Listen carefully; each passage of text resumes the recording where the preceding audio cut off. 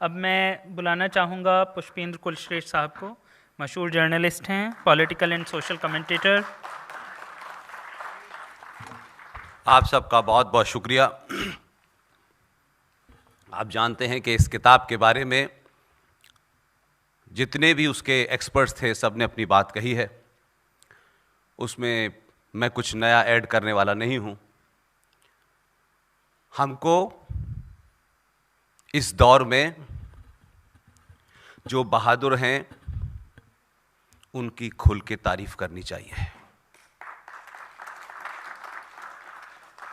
और ये कपिल कुमार साहब का ही जलवा है कि दिल्ली में बुक लॉन्च के लिए हैदराबाद से डॉक्टर मोहन गुप्ता यहाँ आए हुए हैं। कल लंदन से आरिफ अजाकिया साहब यहाँ पहुँचे हैं, वो भी यहाँ मौजूद हैं। यहाँ जम्मू से विशाल गुप्ता साहब मौजूद हैं। यहाँ अलीगढ़ से चौधरी साहब मौजूद हैं, मनोज जी मौजूद हैं। और ऐसे लोग इस सभागार में बैठे थे जो चले गए, जिनका शायद तारुफ फॉर्मल तौर पे नहीं हो सका। ऐसे एक जस्टिस साहब भी यहाँ बैठे थे थोड़ी देर पहले, क्योंकि हमारे यहाँ जब चाटुकारिता चरम पर हो तो समाज अपने हीरोज को नहीं पहचानता है, और जब समाज हीरोज को नहीं पहचानता है तो समाज में हीरो पैदा होना बंद हो जाते हैं। जस्टिस एसएन श्रीवास्तव साहब यही बैठे हुए थे थोड़ी देर पहले तक। हम नहीं जानते कि उन्होंने भारत राष्ट्र में कितना बड़ा कंट्रीब्यूशन किया है। यूं तो हजारों जज, हजारों जस्टिस आए और चले गए। जस्टिस एसएन श्रीवास्तव साहब ने इलाहाबाद हाई कोर्ट में एक जजमेंट के दरमियान लंबी बहस के बाद एक फैसला दिया, और सुप्रीम कोर्ट ने उस फैसले को एज इट इज माना। और फैसला सिर्फ इतना था कि जस्टिस एसएन श्रीवास्तव साहब ने कहा कि गीता भारत का राष्ट्रीय ग्रंथ है, और हमें आज तक पता नहीं ये बात। ऐसे लोग भी बैठे हुए थे। यहां पवन सिन्हा साहब बैठे हुए थे जो दिल्ली यूनिवर्सिटी में नौकरी भी करते हैं और अपना एक गुरुकुल चलाते हैं जिसमें 100 बच्चों को पढ़ाते हैं।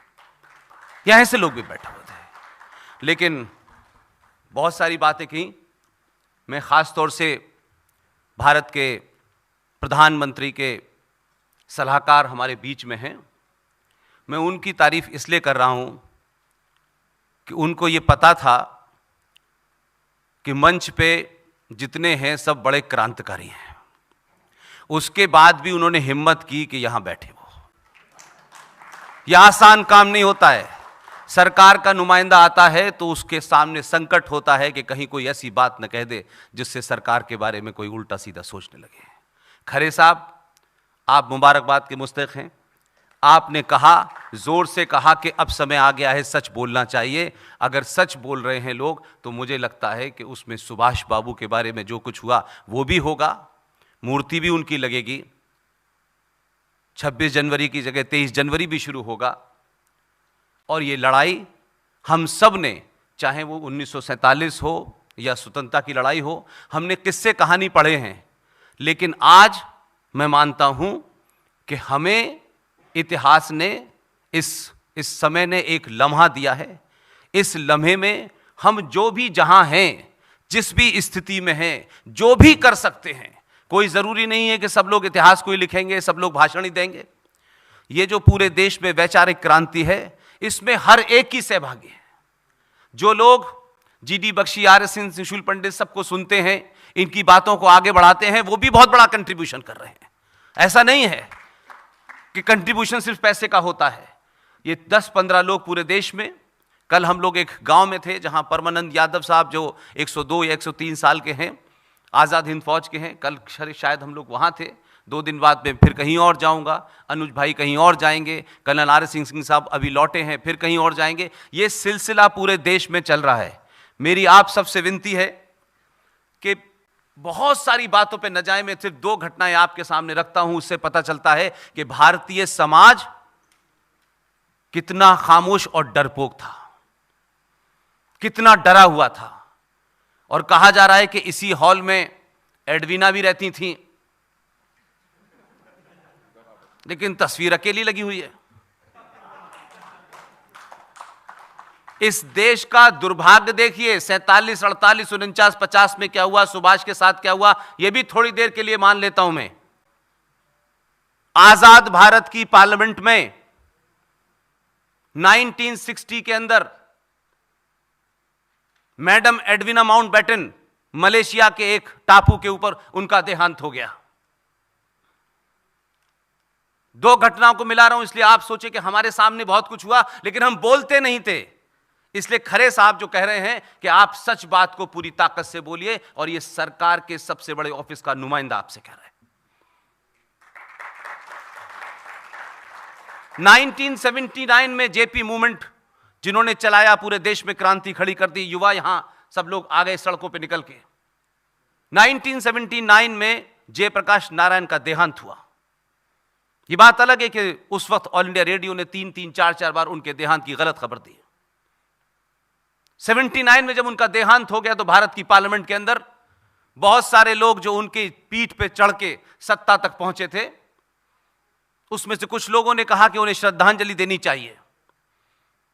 तो चाटुकार जो पार्टी थी उसके लोग खड़े हो गए कि साहब वो तो मेंबर ऑफ पार्लियामेंट नहीं है, उन्हें हम कैसे श्रद्धांजलि दे सकते हैं। ये 79 की घटना है। तो 79, 97 और 79, सॉरी एक घटना और है वो मैं मिस कर रहा हूं इसमें। एक घटना यह है कि वो डेट मुझे याद नहीं रहती है बार बार। एक घटना और है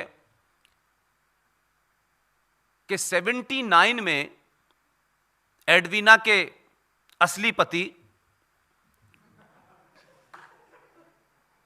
वो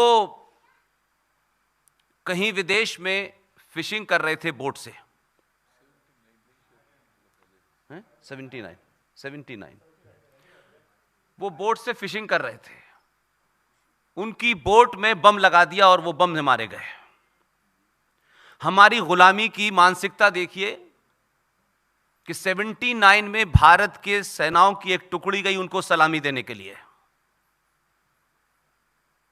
और 1960 में मैडम एडविना माउंटबेटन का मलेशिया के एक टापू पे देहांत हुआ, और भारत की आजाद पार्लियामेंट में जवाहरलाल नेहरू ने संसद में उन्हें श्रद्धांजलि दी। हमने पूछा नहीं कि 60 में हम किनको श्रद्धांजलि दे रहे हैं, और 97 में भारत के सपूत को श्रद्धांजलि देने में लोगों को अगर मगर लग रहा था। इसलिए आज संचार क्रांति के इस दौर में आप सच बोले और जोर से बोले। आपका सच इतना ताकतवर होना चाहिए कि आने वाली सत्ताएं भी इस बात को समझें कि लोगों को सच पता चल गया है। इसलिए मैं ये मानता हूं कि सरकार नहीं बदली, कोई 2014 में कुछ बदल गया, सरकार में कुछ लोग आ गए, ये मैं कभी नहीं मानता। मैं मानता हूं कि 2014 इसलिए पैदा हुआ कि भारत का सनातनी बदला, इसलिए 2014 पैदा हुआ। और आपकी सामूहिक शक्ति पहली बार दिखी। दुनिया को पता चला कि जो लोग ये मानते थे कि यहां यादव है, ठाकुर है, ब्राह्मण है, दलित है, ये तमाम सारे लोग थे। आप 2014 में आप सबसे दरकिनार करके आप पहले सनातनी हिंदू है। इसलिए सत्ता में बैठने वालों को इस बात का भी एहसास है कि उनके पीछे कौन खड़ा है। और आपने 14 के बाद 19 रिपीट किया, इसलिए 370 भी हटी, 35A भी हटी, और सुभाष की मूर्ति भी लगी। इस मुहिम को बनाए रखिए। मैं सिर्फ इतना ही कहना चाहता हूं। बहुत बहुत धन्यवाद। Thank you very much.